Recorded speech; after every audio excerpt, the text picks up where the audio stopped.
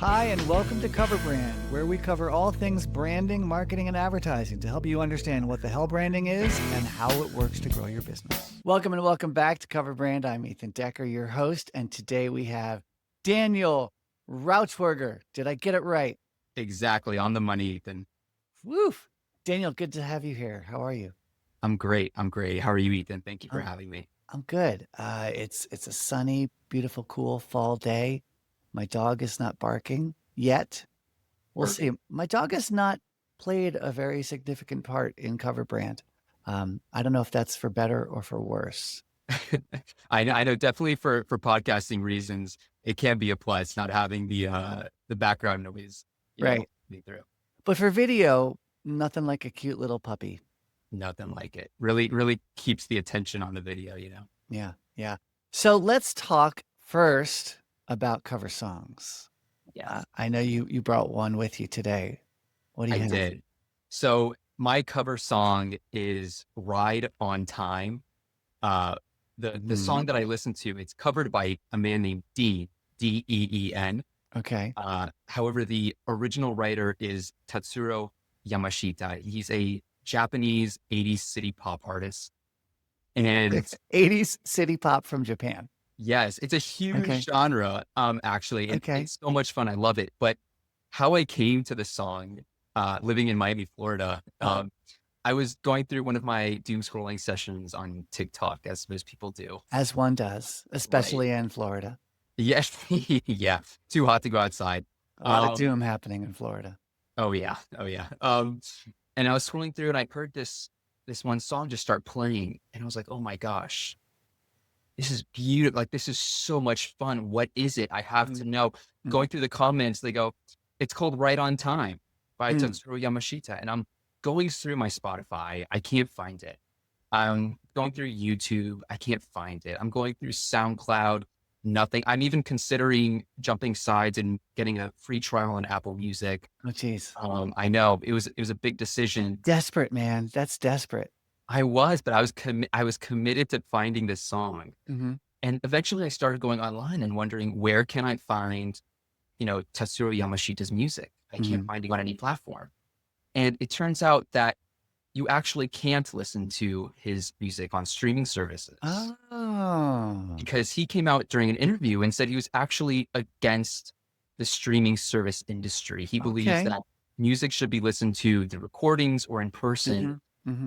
So that was kind of the answer to my question of why. Yes, of why I can't listen to it. But I was going through this Reddit page because I was, again, really committed. You're down the rabbit hole on this song. Deep. And this one guy said, you can't listen to his originals, but this guy named Dean makes a really good cover for it. And so I went back on Spotify. Lo and behold, there it was. And it's been on my repeat list for a long time now. That's great. And so I listened to them a little bit before the show. The original sounds a lot like smooth jazz, like it's soft and melodic, but flowy. And the cover by Dean, Deen, sounds what did I think it sounded like? A little bit like yacht rock. Yeah. Like it could be in there with Michael McDonald, right? Yeah, it could be. It could be. It's a different twist. I think that's the really cool thing about cover songs too. At some point, you can see how people put their own spin on it. So whenever it pops up, I'm driving in the car, I just let it play. That's great. I can never get sick of it. So. You got to put the top down in your cabriolet when you listen to that song. 100%. Yeah. I just buy a convertible just for that song. Just for the song. That is maybe the best reason ever to buy a convertible is to listen to your favorite song with the top down. Actually, Daniel, what you should do is you should rent a convertible for a special day, because you can do that. And it's Florida, so you've got the weather for it.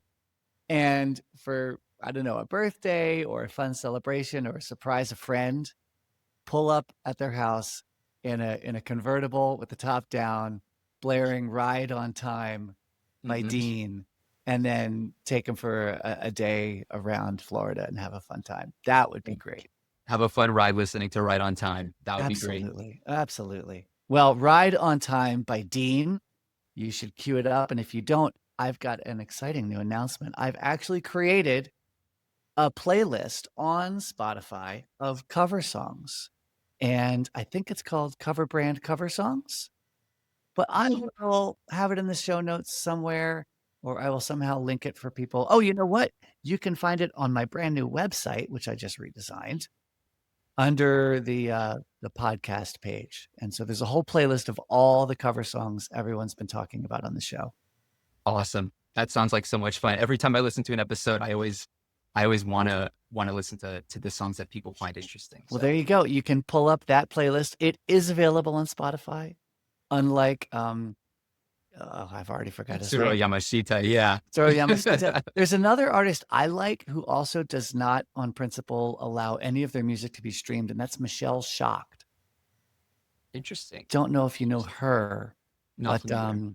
she does a whole gamut of music. She did some kind of big band stuff. She did some folk stuff. She did some kind of a twangy bluegrass country stuff. I love her music, but you have to buy the CDs or the DVDs or maybe even the cassette tapes because you can't stream it. Wow. Yeah. Makes it that much more special, though. It really does. It is pretty special. I still have a CD player in my car, even though my car was from like 2018. And I put Michelle Shock's Arkansas Traveler in the CD player. And so now when I want to, that's the only CD I listen to, even though I still have hundreds of CDs. But Michelle Shocked, you can't listen to anywhere else. So Awesome. Ride on Time. I will certainly add it to the Cover Brand Cover Song playlist on Spotify, which you can find on appliedbrandscience.com, or you can hear the Dean version right now on Spotify or anywhere else you might be able to stream it. Good call, Daniel. Good call. Thanks, Ethan. Well played. Let's cover some brand stuff now, shall we? Absolutely. Let's do it. And now for a quick break. Cover Brand is supported by Segmentation Eau de Toilette, the new fragrance for those who slice up their market. It has beautiful high notes of occasions with just a hint of demographics. Segmentation Eau de Toilette. Show the world you have focus. And we're back with Cover Brand. Okay, tell folks where you are in your career, what your situation is, and that leads us to the question you have for today. Sure, 100%. I'd love to. I'm right now in Miami, Florida, as a marketing specialist for a company called Baptist Health. But my question does stem from a just curiosity. I just graduated from Miami Ad School and strategy boot camp. Thank you very much. And you know, going through so much reading, you end up finding more questions, as a strategist probably does. Mm-hmm. And so the big question for me came about, are we losing ourselves in our gut feeling? And are we trying to focus more on research to confirm effectiveness or creativity in our ads? You know, are we straying away from the thing that really makes ads special? So that's my question to you. That's kind of how I got there. That's a very rich question. That's a deep, and you know what? I don't think it's a question that's been asked yet. Are we relying too much on data? Are we requiring too much evidence to support our thoughts and our ideas? Yeah, that's a good one. I have a couple thoughts for you.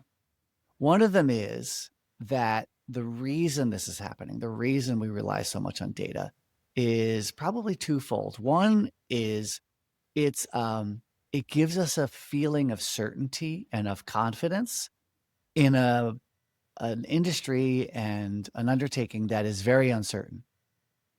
So the more data you can lean on, the more confidence you have, whether it's launching a new product, launching a new ad, choosing what marketing to do. Should you be on TikTok? Should you be in bus shelters? Should you be on Spotify or doing podcast advertising, right? Right. So it's nice. And that's nice, not just on a business level for the company, but on a personal level if you're responsible for making those calls. So one thing I like is to think not just about the business, but you have to deal with the emotional work, not just the strategic work. The emotional work is what does that person have to risk if they make the wrong call? Right. Yeah. So you, as a young business professional, you probably don't want to look like a fool. You probably don't have the swagger and the support and confidence of your leadership team to just go with your decades of experience. So, so the personal risks are really important to consider when it comes to these marketing things. Does that make sense, first of all? 100%. Absolutely. Yeah. So people ask you, I'm sure they have asked you, well, why should we do this, Daniel? And so you need some rationale, right? Mhm. Yeah. And then you want confidence in your own decisions before you go to your boss at Baptist Health and say, hey, we should be running Instagram ads, right? Right. Yeah. Right. So humans crave certainty. There's nothing wrong with that. And data can often provide certainty if it's good data, Yes. Yeah. I right? agree. I Yeah. agree. Which is why we pre-test things. It's why we do A/B testing and market. And that all makes sense. So I think there is a place for that. And frankly, a lot of good ad pre-testing has resulted in a lot of improvements in marketing, which otherwise the ads wouldn't be attributed to the right brand. I mean, you're at Baptist Health, Mhm. and that's a healthcare provider, hospitals, things like that. Yeah. Yeah. We're a large healthcare system in Florida. Okay. Do you have competitors? We most certainly do. Yeah. Like who? What's the name? So we are competing against people like University of Miami, Mm-hmm. who do a great job, Jackson Health Okay. in Miami as well. But we're also, venturing into the online space. Right. So, Amazon Pharmaceuticals is up and coming. Oh, yeah. Telehealth, Mm-hmm. different people like that are in the space, and so Mm-hmm. we're trying to kind of figure out how we can fit into that niche as well, and kind of gain some more market share in that aspect Yeah. without straying away too much from the physical availability that we have in South Florida. Yeah. So I'm sure you yourself want some certainty that you're choosing the right things, Yeah, sure. right? So data, yeah, yeah, data and research help that. Absolutely. And then your bosses want some certainty that you're doing the right things. So they want to see some evidence and data and support of things like Mhm. that. When it comes to the gut part, um, I have a couple thoughts there. One is that your gut can be trained. Instinct doesn't just have to be something you're born with and somehow you're attuned to culture and you're a natural creative. So therefore you get how to resonate with people. I kind of think a lot of that's kind of bogus. And it's not always true. But let's say you've done this for 20 years. Maybe you are a little more attuned. Maybe you have some expertise based on your actual experience in the market. So your gut is trained well, and that we should trust your gut because your gut is smart. It's a smart gut, not a dumb gut. Uh, an example I like to give for people who don't quite, I don't know, make that connection is like a pro tennis player. You're out there, let's say Serena Williams, she is operating instinctually at the highest level. She's not thinking through every shot. She's already trained her gut. She's got muscle memory, right? So her instincts are really honed.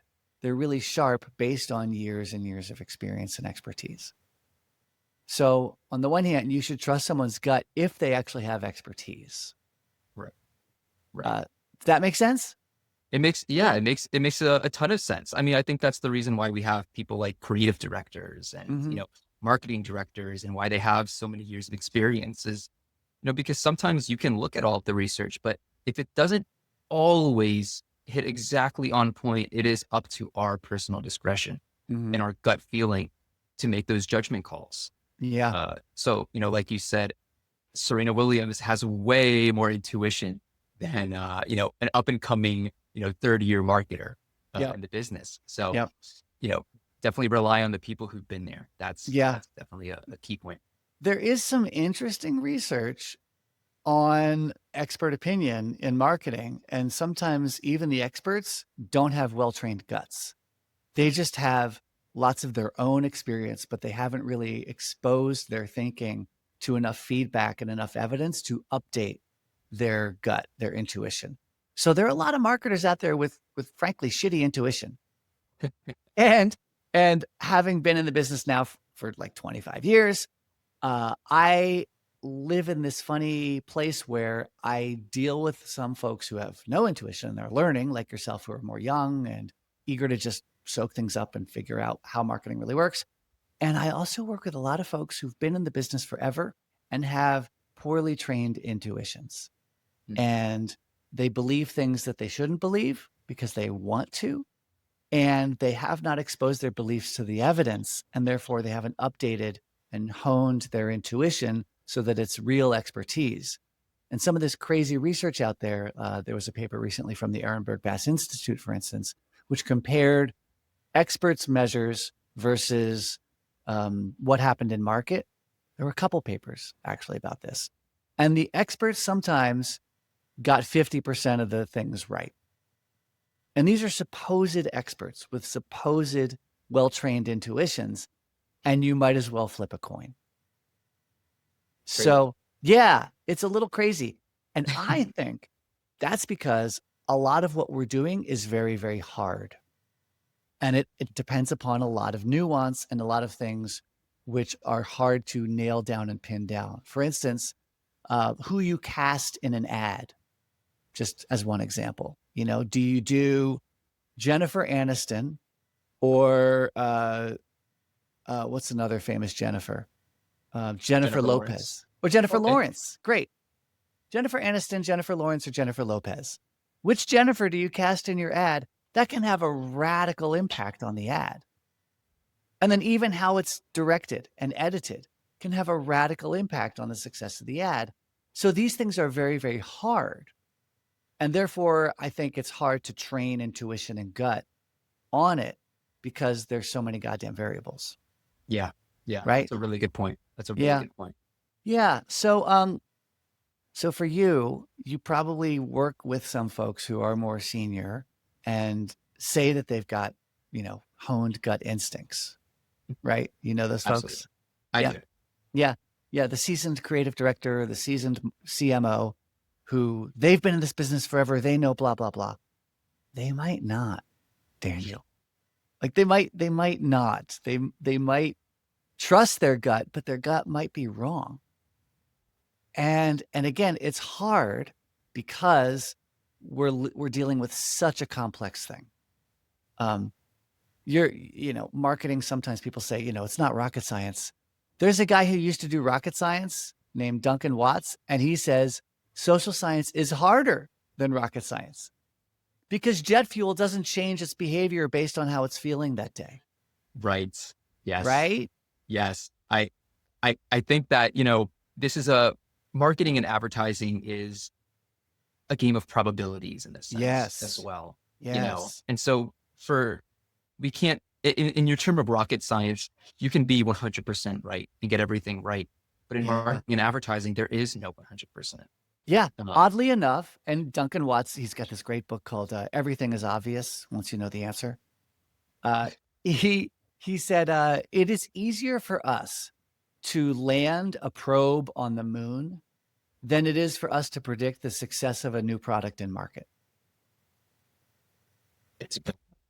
Like that's statistically true. You can actually measure that.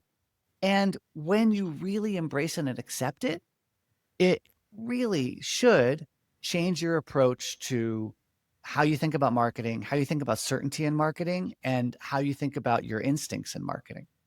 Because we're doing stuff that's harder than landing a probe on the moon. Yeah. Or at least less predictable. That's a good way. That's a good way of putting it. Less predictable. It is. Yeah. And especially, again, I've been doing a ton of reading as well.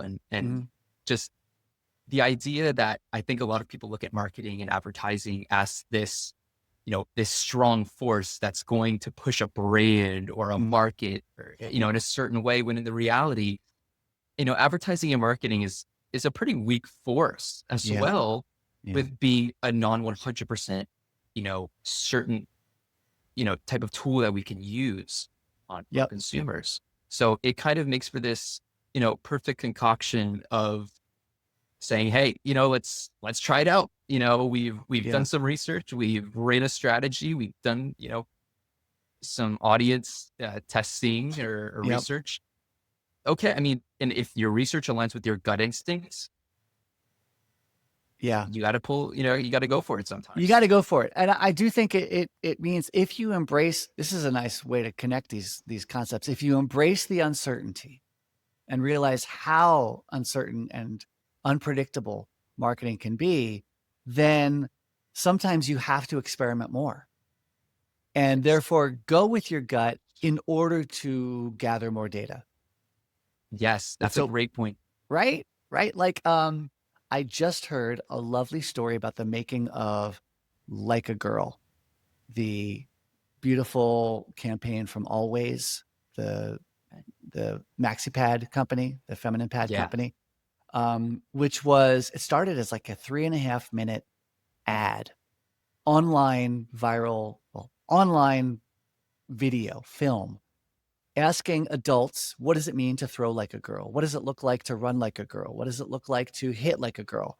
And these adults all acted out in pantomime. And of course, they're making fun of, oh, girly, I'm a girl. And then they ask 5 and 6 and 10-year-old girls, what does it mean to hit like a girl, run like a girl, throw like a girl? And these girls do it with fierce ferocity, and conviction.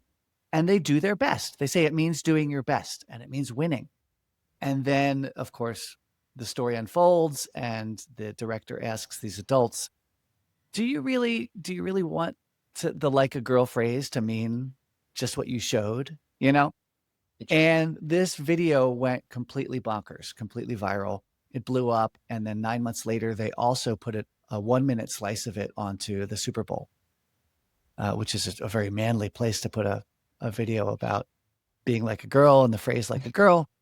But they had a gut feeling about the phrase like a girl, and to turn that phrase back on itself and to analyze that phrase. And why is it a criticism? Why is it an insult to say you throw like a girl? And the instinct drove them to explore it. And they did casting calls and they asked adults and children at home. They asked their own family, and they started getting these small signals, these little data points that there's really something here. And then they went with that. So it wasn't good, real quantitative research that led them there, but it was signals. They were getting signals back from the world that their gut was right. Yeah, that's a great way to kind of tie the dots together. It's that unison that, like you said, it brought a really brilliant campaign that, kind of just blew up on the internet. I think that's a tremendous way of putting it together. Yeah. In the show where they cover it, they didn't say whether they did any pre-testing. They didn't say whether they put it into market research to see what people said on a quantitative scale. But even asking their friends and family, hey, what does it mean to throw like a girl? And having the adults do the, I'm a girl thing. And having the kids be like, oh, this is what throw like a girl. That was data. Now, if you don't get enough data, it's anecdote, right? Right. And you don't always want to be that person who, quote, tests everything by asking your family. That's terrible. A lot of CMOs do that, or CEOs, and it's terrible. Like, I asked my wife what she thought of it, and I think we should kill it. But it's info, it's signals that then you need to go further and get more data, and then test your gut, and then you train your gut. And that's exactly what Serena Williams does, right? She does active feedback by playing hundreds and thousands of points and games and sets, and trains her instinct so that it's expertise. So I guess maybe that's where we can wrap up, right? Is number one, it is good to trust your gut if your gut has expertise. Good way of putting it. Absolutely. Yeah. And number two, your gut can be trained, and you can get that feedback to check whether your gut is right or not using the fresh air of information and data and evidence. Yeah. And then those are the folks you want to trust. Right. Yes. The people who check their gut regularly. A healthy gut is a good gut. especially for marketing and advertising. So Yes, get your yes. probiotics in.